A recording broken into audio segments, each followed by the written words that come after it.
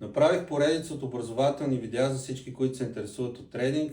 В тези видеа ще научите какво е трейдинг, какво представляват свещите, как да четете графиките, как да определите съпорта и резистенса, как се изчислява съотношението риск-печалба, как се използват индикаторите в техническия анализ, как да определите пазарната структура и как да си създадете печеливша стратегия.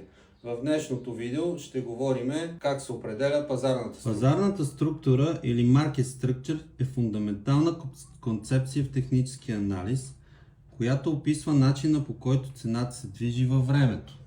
Дали е във възходящ тренд Bullish, нисходящ тренд Bearish или в консолидация Range. Какво е възходящ тренд? Серия от по-високи върхове Higher Highs и по-високи дъна Higher Lows. Това показва, че купувачите контролират пазара.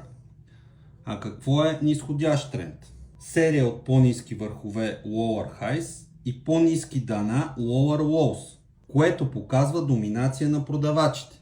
Range, или т.е. консолидация, е когато цената се движи хоризонтално в тесен диапазон, без ясен тренд между съпорта и резистенса.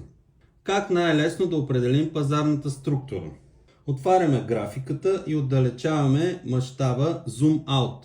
Първо гледаме как се движи цената в по-голямата картина. Върви ли цената нагоре с ясни вълни, т.е. Bullish, или върви надолу с спадове, т.е. Bearish. Дали върви настрани в канал, т.е. Range. Използваме по-голям таймфрейм за по-ясна перспектива. Начертаваме си върхове и дъна. Higher High, нов връх, по-висок от предишния, и Higher Low, корекция над предишното дъно.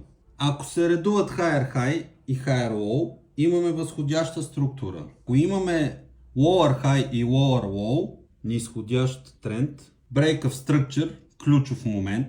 Ако цената пробие предишен Higher Low надолу, имаме смяна на тренда Bearish. Ако пробие предишен Lower High нагоре, имаме смяна на тренда в Bullish.